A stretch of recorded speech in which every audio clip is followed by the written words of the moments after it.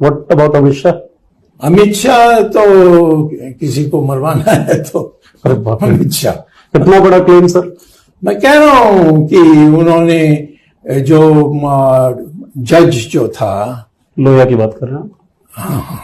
जज लोहिया, उनका हत्या के बारे हम लोग की पार्टी में तो सब मानते हैं कि वही उसी ने किया था। तो सर जब आप ये बात कहते हैं कि पार्टी में सब मानते हैं उन्होंने किया था, अगर पार्टी में ये मान्यता है तो पार्टी उन लोगों को अपना लीडर क्यों बना रही है जिनको वो हत्यारा मानती है? मैं इसमें विवश हूं क्योंकि मैंने भी मोदी के लिए कहा था, क्योंकि मैं मोदी को 1972 से जानता हूं, जी। जब ये विद्यार्थी परिषद में थे। और जब मैं भाषण देने के लिए जाता था तो मैं बैग उठा के लाते थे, रेलवे स्टेशन से मोटर गाड़ी से मुझे पहुंचाते थे जिस घर में ठहरना था। तो हमारे एक फीलिंग थी भाई हम इसमें तो बहुत अच्छी तरह जान। नमस्कार, उम्मीद है आप लोग प्रसन्न होंगे। आजकल समाचार माध्यम देखिए, चाहे अखबार देखिए, चाहे टीवी देखिए, चाहे जो भी करिए, तो आपको लगेगा कि पूरे देश में एकदम से अराजकता फैली हुई है। कहीं कोई काम नहीं हो रहा है और उस अराजकता का कारण भी बहुत स्पष्ट है। जब देश की सरकार जो है हिंदू मुसलमान करने में लगी हुई है और इस तरीके के निरर्थक काम कर रही है जिसका कोई मतलब नहीं है, तो ऐसी बात है नीचे तक संदेश जाता है कि जब सरकार में ही काम नहीं हो रहा, ऊपर के स्तर पर बैठा हुआ आदमी काम नहीं कर रहा, तो नीचे का आदमी काम क्यों करेगा। वैसे भी कहावत है कि बेईमानी और अराजकता जो ऊपर से नीचे तक आती है, ऐसा है। अब जैसे 1-2 दिन में आप देखिए, अपने सुब्रमण्यम स्वामी साहब हैं, बड़े नेता हैं, और उनकी अगर माने तो और वो कहते हैं कि बाकायदा उनके पास प्रूफ है और जितने सार्वजनिक रूप से ये आरोप महीनों से लगाते आ रहे हैं, जाहिर सी बात है कि उनके पास प्रूफ होंगे ही। या उसके पहले जो सत्यपाल मलिक साहब थे, कि अगर इन दोनों नेताओं की माने सुब्रमण्यम स्वामी की, तो पहलगाम हुआ, पुलवामा हुआ, ये सारे के सारे जो थे वो प्रायोजित नरसंहार थे ताकि मोदी सरकार को फ़ायदा मिले। उसके अलावा मोदी और शाह को हत्यारे भी बताया सुब्रमण्यम स्वामी ने। उन्होंने कहा कि मनोहर पर्रिकर जो देश के पूरा रक्षा मंत्री थे, राफेल खरीद में जब वो रोड़ा बने तो उनको उड़ा दिया गया। जस्टिस लोया को अमित शाह ने उड़ा दिया मतलब मार डाला। और आपका क्या नाम है, ये जो उसके पहले हरेन पंड्या थे गुजरात में, उनको मोदी जी ने हटा दिया सामने से। तो कुल मिला करके अगर इन लोगों की बात मानी जाए, या जैसे अपने सत्यपाल मलिक ने कहा था कि किसान आंदोलन में 700 किसान मर गए, तो एक तरीके से देखा जाए तो एक ये पूरा का पूरा जो मोदी शाह का जो काल है, जब भी जाएगा, ये जाएगा तो है ही, ऐसा नहीं कि कोई भी काल हमेशा नहीं रहता। जब बड़े बड़े सूरमा नहीं रहे तो इन दोनों की क्या मिसाल।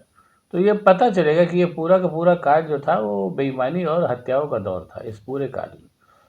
अगर और ये भी सही बात है कि जब ये दोनों नहीं रहेंगे तो जांच होगी, ये भी फैक्ट है।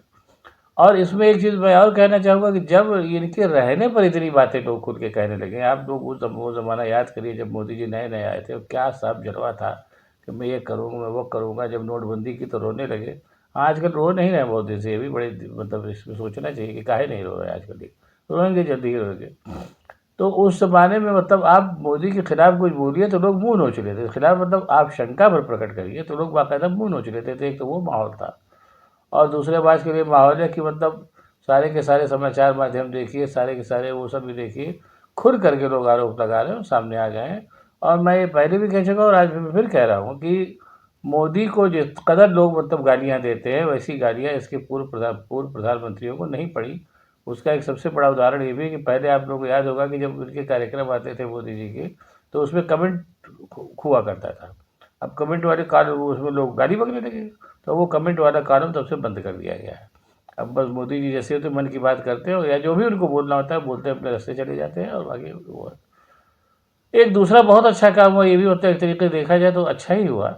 राष्ट्रीय स्वयं सेवक संघ और उनके जो ये जो चेले चपाटे हैं आपके नरेंद्र मोदी एंड कंपनी, हम लोग तो पुराने पत्रकार में याद है, इतनी अच्छी अच्छी बातें करते थे जिसके वो पूछिए मत भाई साहब।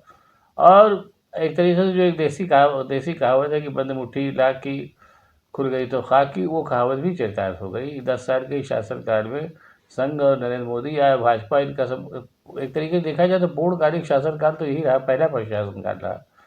उस पूर्णकालिक शासनकाल में इनकी करें पूरी तरीके से खुल गई कि ये कुल मिला करके इनको मालूम है कि मतलब धुप्पन में और षड्यंत्र से करके ये पहली बार सत्ता में आए हैं, और इनको ये भी अंदाजा है कि कभी भी सत्ता से बाहर हो सकते हैं। जिस इतना इतना ये मत सोचिए कि इतना ये नहीं जानते हैं। जिस तरीके की सत्ता ये लोग सत्ता का उपभोग कर रहे हैं, जिस तरीके से उपभोग कर रहे हैं, वो ये जानते हैं कि ये सत्ता कभी भी जा सकती है। और इस मानसिकता को भी आप देखिए कि पहली बार इतनी इतनी निर्बाध सत्ता इनको 100 साल बाद मिली है। 100 साल में इन सब लोगों ने बहुत जगह भीख मांग के खाया है, सब कुछ किया। उसमें पहली बार निर्बाध सत्ता जब मिली, तो इस समय पहला जो इनका जो प्रायोरिटी है वो है कि लूट लो। पता नहीं ऐसा मौका कब मिले न मिले, और लूट-पाट जारी रहे, इसके लिए षड्यंत्र लगातार चलते रहते हैं। और साथ ही साथ उसके पैरेलल एक और षड्यंत्र भी चल रहा है कि लगातार सत्ता में बनाने के लिए जो भी कर्म करना हो करो।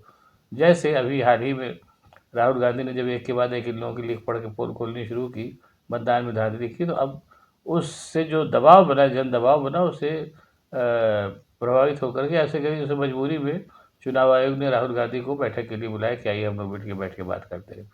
ऐसा नहीं है कि उसमें बहुत कुछ निकलेगा, ऐसा कुछ नहीं निकलेगा, लेकिन उस बैठक के बाद में राहुल गांधी जैसा समझदार और पढ़ा लिखा आदमी के साथ जब वो लोग बात करेंगे, तो अपने सामने ही अपनी और कई खामियां राहुल गांधी को बता देंगे, जिसको बाद में आकर के वो सार्वजनिक करेंगे। इतना होगा, इससे ज़्यादा कुछ नहीं होगा। तो ये मान के चलिए। अब मेरी समझ में एक चीज़ और नहीं आती है कि ये जो आपके अडानी साहब थे, जो बात में मुकदमा कर दिया करते थे लोगों को, और ये जो भाजपा के लोग हैं, ये भी मुकदमा करने में बड़े होशियार हैं। बहुत एक राहुल गांधी के ऊपर एक ही जगह से 2500 मुकदमे लोगों ने ला दिए हैं। तो अपने अपने जो मोदी जी हैं, या मोदी जी का कोई चेला चापड़ी सुब्रमण्यम स्वामी और सत्यपाल मलिक के खिलाफ मुकदमा क्यों नहीं कर देता? मुकदमा करें, काम खत्म हो, ताकि मुकदमा चले तो और भी बातें सामने आए। मैं ये नहीं कह रहा हूँ कि उन लोग जो आरोप लगा रहे हैं वो सब सही हो सकता है, कि भाई जाहिर सी बात है वो दोनों भी नेता है, सत्यपाल मलिक और सुब्रमण्यम स्वामी, उनकी अपने महान मोदी जी से, और जो एक तरीके से चक्रवर्ती सम्राट बन गया, उससे उनको खुन्नस हो, तो मुकदमा चलेगा तो ये बात भी सामने आएगी कि वो सच बता रहे हैं या खुन्नस में सब बोल रहे हैं। लेकिन ऐसा होगा नहीं। कुल मिलाकर के मैं फिर इस बात को कह के बात ख़त्म करूँगा कि मोदी और शाह का जो काल है, ये धोखाधड़ी, लूटपाट और हत्याओं के लिए जाना जाएगा।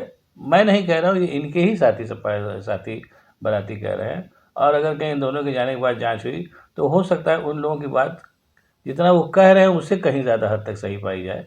बाकी अब आप लोगों को वीडियो पसंद आया तो इसको लाइक करिए, शेयर करिए, साथ ही साथ मेरे चैनल को सब्सक्राइब करिए। बहुत बहुत धन्यवाद। ये प्लेन जो है रफाल, ये हमारी प्रैक्टिस के लिए हो सकता है, वॉर के लिए नहीं। वॉर में कभी नहीं टिक सकती।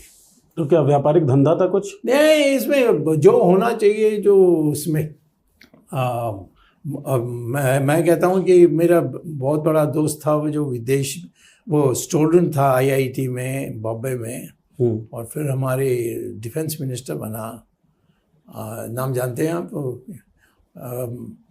जो गोवा के थे, फिर मर गए, पारिकर साहब, पारिकर, मनोहर पारिकर, बहुत पढ़ा लिखा जी। जब ये राफेल खरीदा जाना था, उसने कहा नहीं खरीदना चाहिए। मनोहर पारिकर ने मना किया। मना किया। मुझे बोला, रोते बोए बोला उन्होंने कि मैंने गलत काम किया, ये क्या है, ये डिफेंस मिनिस्टर कोई बड़ी चीज़ है मेरे लिए। और बाद में चले गए थे वो वापस, परंतु पता नहीं कि उसको सडनली क्या उनके पेट में गया, मर गए। तो वो तो पुस्तक लिखने ही वाले थे। कोई एलिगेशन? मैं कोई एलिगेशन नहीं कर रहा हूँ, मेरे पास कोई सबूत नहीं है। इतना ही कह सकता हूँ कि वो मेरे घनिष्ठ मित्र थे, मेरे विद्यार्थी जैसे थे। जब मैं बम्बई से लोकसभा जीता तो 2 बार, तो ये मेरे इसमें काम करते, क्यों RSS के थे, RSS मुझे मदद कर रही थी, तो वो उस समय से जानने वाला। और जिस तरीके से वो रोए मेरे सामने, तो उससे पता लगा कि क्या उसके ऊपर दबाव आई थी उस डील के लिए। हाँ। किसकी बैटिंग हो रही थी सर? हाँ, किसकी बैटिंग की जा रही थी? बैटिंग किसके लिए बैटिंग की, मतलब किसके लिए? नेचुरली इसके लिए। कौन था वो जो मुकेश, तो इसमें पढ़ता नहीं है, वो अपना कंपनी को बनाया, वो तो उसका भाई जो है, हाँ, वो उसमें उसको कितनी बड़ी मदद मिली। So the supreme leader was directly involved? Supreme leader नहीं, वो तो आप लोग किसी को हिम्मत नहीं है उसको नाम देना कि नरेंद्र ये, मोदी। हाँ, नरेंद्र मोदी, कि इसके बिना ये नहीं हो सकता है।